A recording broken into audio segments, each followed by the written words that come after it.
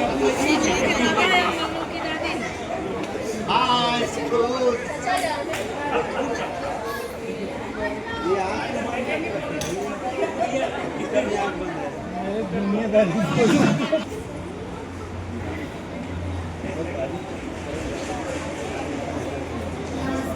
नमस्ते। भाव भरे है हिंदी में रस रंगों की खान, भाषा यह अपनत्व की देती है पहचान। भाषा विचारों का सशक्त माध्यम है। भाषा के माध्यम से ही एक दूसरे की पहचान होती है। अच्छे और बुरे, कठोर और निर्मल हृदय की पहचान भाषा ही है। इस लघु नाटिका के माध्यम से वृद्ध और दृष्टिहीन व्यक्ति ने किस प्रकार से कठोर और कोमल हृदय को अपने में आत्मसात किया है तथा किस प्रकार से कठोर और कोमल सभ्य और सभ्य हृदय की पहचान होती है, यह भाषा ही सिखाती है। ईश्वर जहाँ एक शक्ति लेता है, वही दूसरी ओर दूसरी शक्तियों को भी प्रदान करता है। यह भाषा का चमत्कार ही है, जिसमें वृद्ध दृष्टिहीन व्यक्ति ने सिपाही, महामंत्री, सेनापति और राजा को पहचान लिया। ऐसी वाणी बोलिए मन का बागोए, और कोशी कर करे आपो शीतल होए। प्रस्तुत है लघु नाटिका भाषा का चमत्कार। पात्र परिचय। एक दृष्टिहीन व्यक्ति की पत्नी, राजा, रानी, महामंत्री, सेनापति और सिपाही। जंगल के किनारे एक झोपड़ी के पीछे दूर दूर तक घना जंगल है। झोपड़ी के सामने एक सीधा रास्ता जा रहा है। सड़क से लगकर एक दृष्टिहीन व्यक्ति बैठा है। घोड़े के टापों की आवाज आती है।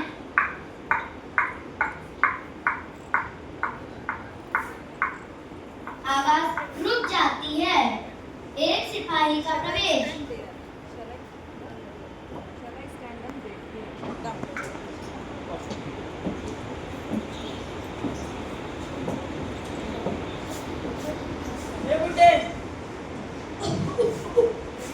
सड़क से हटकर बैठ, वरना मरेगा। बूढ़ा सिर उठाकर देखता है। तूने सुना नहीं? मैंने कहा सड़क से हटकर बैठ। अच्छा, तो तू अंधा है। अच्छा सुन, यहाँ पे कहीं पानी मिलेगा? जंगल की ओर संकेत करके।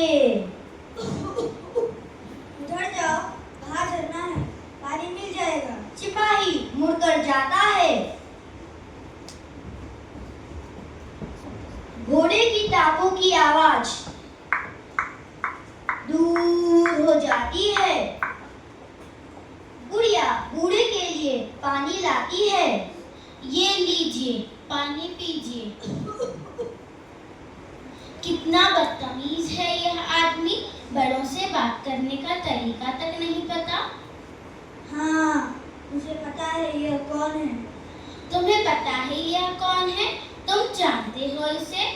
इसे जानता पहचानता तो नहीं, लेकिन इसकी भाषा और वाणी से मैं यह अनुमान जरूर लगा सकता हूँ कि यह क्या काम करता होगा। अच्छा, तो यह बताइए कि यह कौन हो सकता है? समय आने दो, मैं तुम्हें अवश्य बता दूंगा।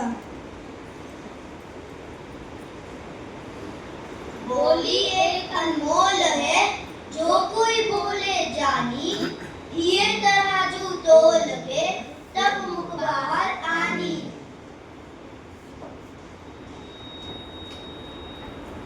कुछ ही क्षणों पश्चात उन्हें घोड़े की टापों की आवाज आती है। वो आवाज रुक जाती है। महामंत्री का प्रवेश।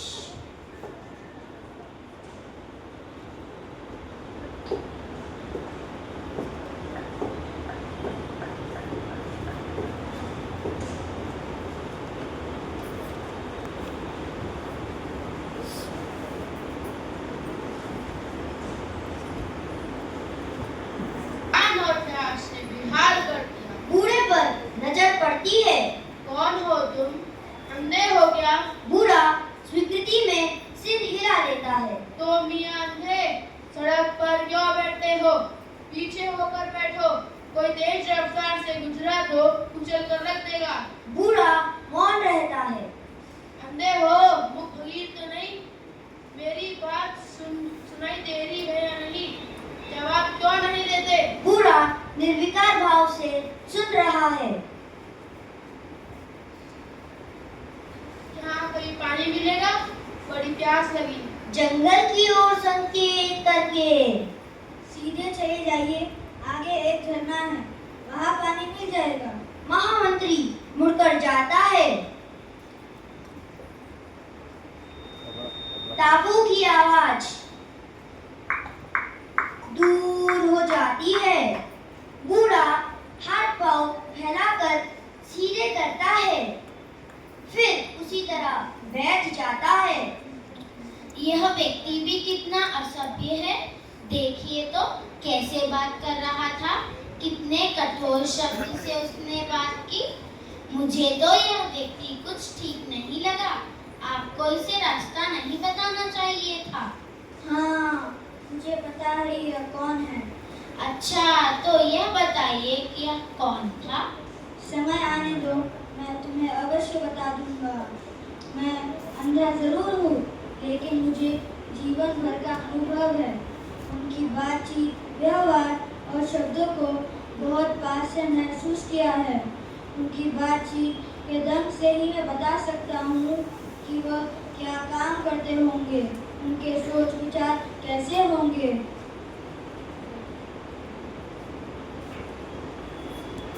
एक शब्द को प्यार है, एक शब्द गुमान, एक शब्द सब दुश्मना, एक शब्द सब यार, एक शब्द सब यार। घोड़े की टापें सुनाई देती है। आवाज रुक जाती है। राजसी वेशधारी राजा और रानी का प्रवेश।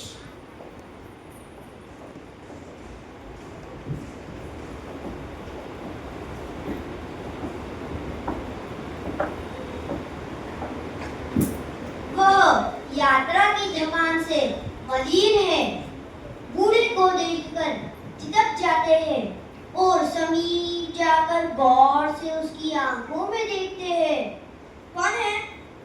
सूरदास जी, आप गलती से सड़क के बिल्कुल बीच में बैठ गए हैं। तनिक पीछे हटकर बैठ जाइए। बूढ़ा सिर उठाकर देखता है, कहता कुछ भी नहीं। राजा की विनम्रता देखकर रानी कहती है,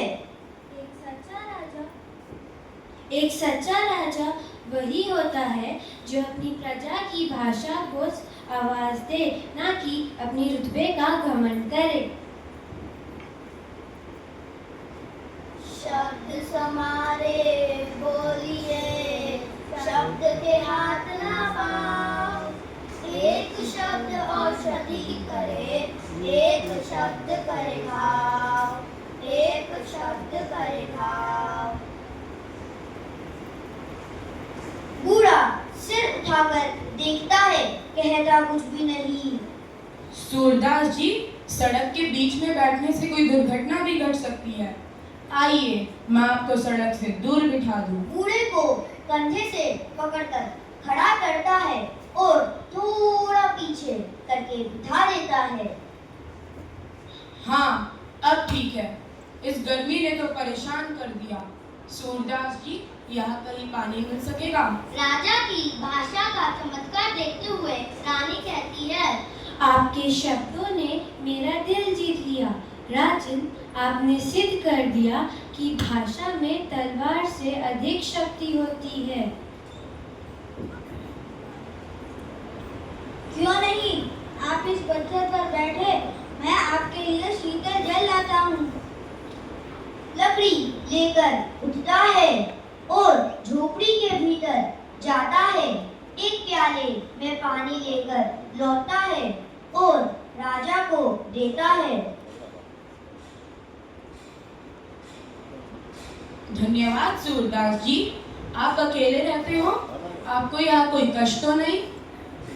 अकेला कहाँ हूँ, मेरी पत्नी मेरे साथ है। यह पेड़ पौधे पशु पक्षी सब मेरे मित्र ही तो है, और कष्ट तो मुझे कोई भी नहीं।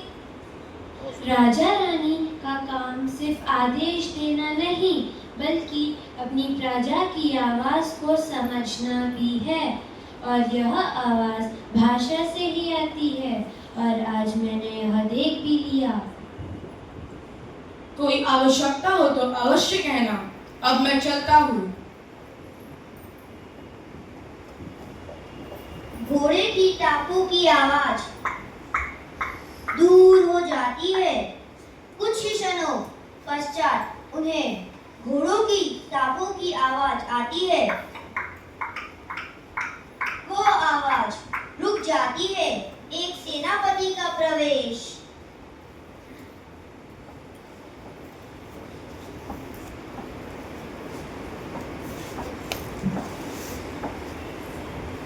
बाबा, आपने इधर से किसी को जाते देखा है? सिपाही, महामंत्री, राजा सब इसी रास्ते से तो गए हैं। आप तो दृष्टिहीन हैं, फिर आपको कैसे पता चला कि यहाँ से गुजरने वाले सिपाही, महामंत्री और स्वयं महाराज थे? व्यक्ति अपनी भाषा से पहचाना जाता है, और मैंने उन्हें उनकी बातचीत से पहचाना। कैसे? आपने उन्हें कैसे पहचाना? मुझे भी बताइए। बैठ जाइए तो बताता हूँ। दोनों बैठते हैं। मैं यहाँ बैठा था। पहले जो व्यक्ति आया उसने मुझे अबे बूढ़े और अंधा कहकर संबोधित किया। मैं समझ गया कि कोई निम्न स्तर का व्यक्ति है। फिर क्या हुआ? फिर दूसरा व्यक्ति आया। उसने मुझे मियाँ अंधे कहकर संबोधित किया। सभ्य भाषा में बात की, स्वर में अधिकार था, जिससे मैंने अनुमान लगा लिया कि कोई उच्च पदासीन व्यक्ति है। और महाराज को आपने किस तरह पहचाना? महाराज ने मुझे सूरदास कहकर संबोधित किया। उनके शब्दों, उनके स्वर में जो ओज था तो नरमी भी थी, अधिकार था तो परस्नेह भी था। उन्हीं ने मुझे सहारा देकर सड़क से दूर बिठा दिया और मेरा हालचाल भी पूछा। ये सब लक्षण उच्च कुलीन व्यक्ति के होते हैं। सही कहा आपने।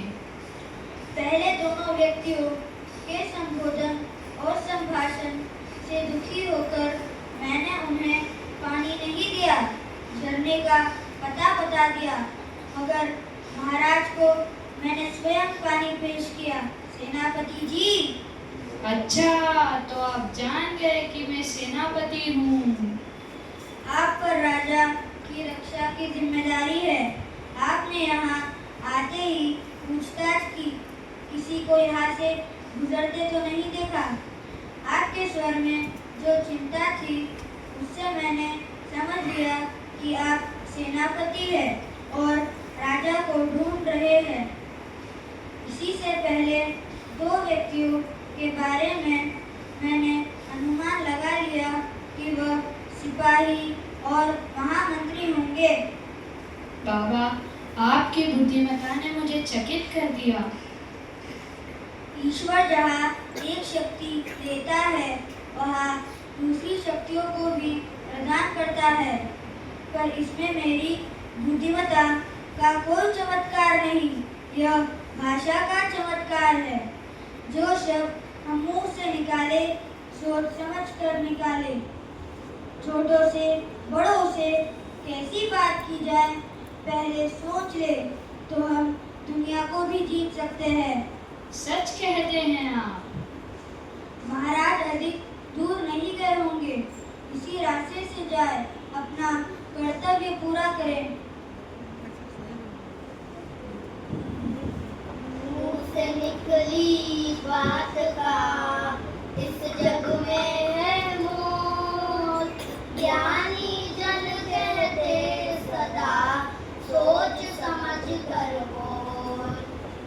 सोच समझ कर बोल। बोलना भी एक कला है, जो सीखे वो भला है, इसलिए बोलो ध्यान से, दिखाओ संस्कार अपने भाषण और ज्ञान से। बोलने का रंग बताता है, हमारा पूरा व्यक्तित्व दिखाता है। अंत तो हो गया है, लेकिन इससे पहले कि हम विदा लें, हम कुछ खास लोगों का दिल से धन्यवाद करना चाहते हैं। सब